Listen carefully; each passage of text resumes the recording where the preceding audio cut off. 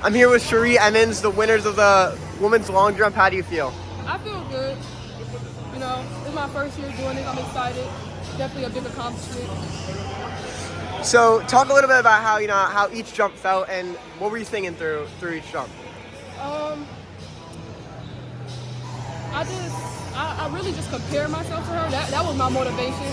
I started off slow just to get a feel of everything, and as I progressed more, I just started, being more intense with it, more aggressive to pursue my way to winning.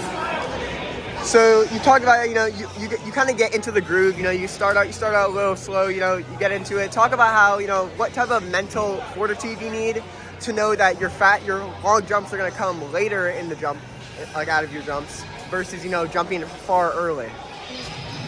Wait, repeat it one more time. The first part. So tell me about what type of mental fortitude does that show that you have the patience to know that you're going to jump farther later versus early. Yourself, have faith, I knew that I could come out here and I could win, even though everybody was thinking the opposite. Just motivate yourself overall, stay positive. And then talk about a little bit of, first year.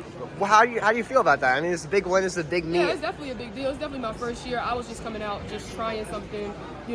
Basketball is my first sport, but I wanted to do something to keep me in shape and keep me on, going. But this, for my first year, I think I'm doing beyond great. I have no experience, still learning it, got to get the technique down, etc. So, yeah. So, you're very new to it, you said.